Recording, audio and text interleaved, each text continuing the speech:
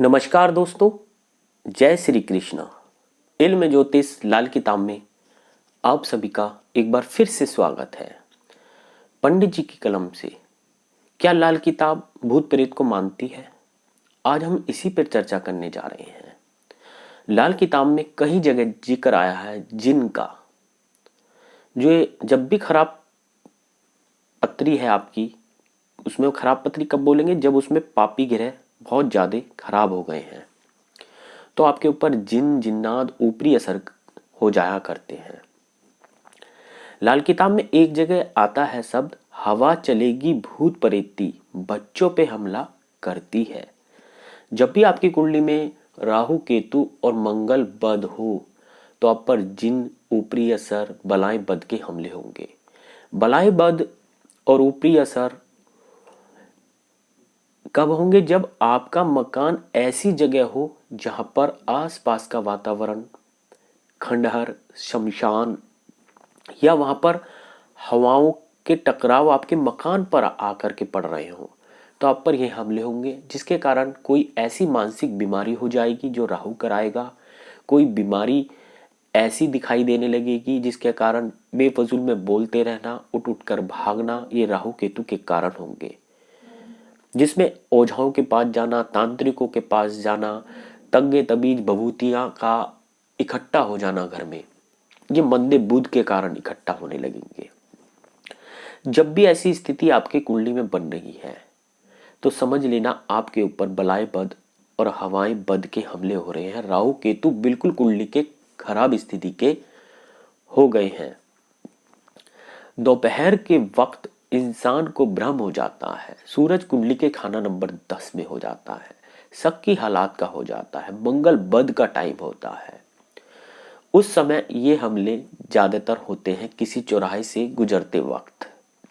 चौराहे पर गुजरने से वहां पर हवाएं चारों तरफ से आकर के जब टकराती हैं तो उसमें इलेक्ट्रॉन, प्रोटॉन और न्यूट्रॉन यानी कि राहु केतु और मंदी एनर्जियां आपके अंदर एंटर कर जाती हैं।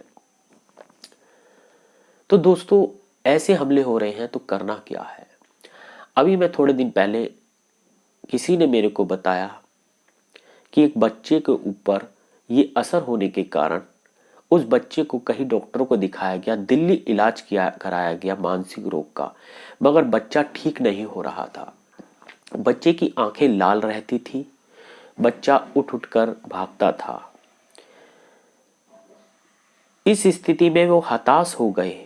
उनको आखिर किसी अच्छे अनुभवी लाल किताबी ने एक उपाय कराया जो मैं आपको बताने जा रहा हूं। जब वो ट्रेन से दिल्ली से वापस हताश होकर के लौट रहे थे तो बच्चा पूरी रात सोया नहीं। कई कई दिन का ना सोने के कारण उसकी आंखें हमेशा सूजी रहती थी।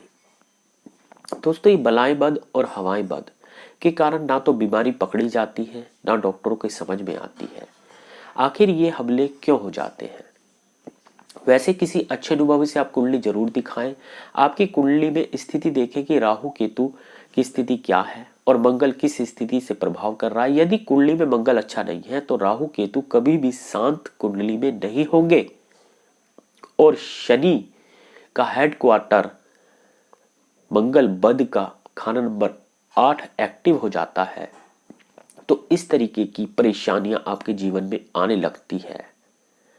एक तिलिस्म सा जीवन में बन जाता है, कुछ समझ में नहीं आता। ये तिलिस्म कहीं ना कहीं खाना नंबर 3 से उठता है। जैसे जंगल में इंसान भटक जाता है वैसे ही इंसान अपने जीवन में भटकने लगता है। तो दोस्तों, इस स्थिति में आपकी बन गई है तो आपको एक छोटा सा उपाय अनुभव के आधार पे हम बता रहे हैं। आपने 1.25 किलो काले तिल शनिवार के शनिवार और 1.25 किलो तेल शनि मंदिर में दान करना है, या जो शनि का दान लेते हैं टिकोत उनको दान करना है। ये उपाय आप 1 ईयर 1 साल तक करते रहे, क्योंकि राहु और केतु की परेशानी 7 साल से लेकर के 18 साल तक चलती है और शनि की महादशा भी 19 साल की होती है। अगर जो दशा लग गई है तो ये परेशानी लंबी चलने वाली है और जिसके कारण आप हताश हो जाएंगे, सब व्यापार चौपट हो जाएगा, घर गृहस्थी में हर चीज में दिक्कतें आ जाएगी। बच्चों से लेकर बड़ों तक को ये नहीं छोड़ती है एनर्जियां। तो दोस्तों ये उपाय आपने हर शनिवार को करना है। जैसा हमने बताया, 1.25 किलो काली सरसों या काली राई और 1.25 किलो तेल आपने शनि मंदिर में देना है या टिकोत को देना है। आपने उनके पहने हुए जूते चप्पल, नए जूते चप्पल लाइए, उनको पहनाइए, 1-2 दिन घूमने दीजिए और उसको भी दान कर दीजिए किसी मांगने वाले को, फकीर को या चलते मुसाफिर को, उनको दान कर दीजिए। ऐसा उपाय आप करिए और उसके बाद हमें कमेंट बॉक्स में ज़रूर बताइएगा क्या आपके साथ भी कुछ ऐसी कोई परेशानी से आप गुजर रहे हैं। तो आप देखना, अनुभव करके हमें ज़रूर बताना कि आपका मकान किसी चौराहे पर है, खंडर है आसपास, या कोई शमशान है, या आपकी कुंडली में राहु केतु किन घरों में बैठ गए हैं जो मंदा प्रभाव दे रहे हैं। तो दोस्तों मैं इजाज़त लेता हूँ और फिर मिलता हूँ इल्म ज्योतिष लाल किताब की इस कड़ी में।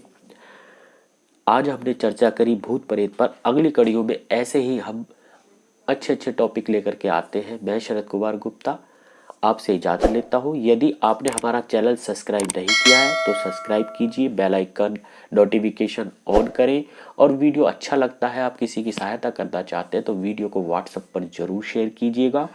वंदे मातरम, जय हिंद।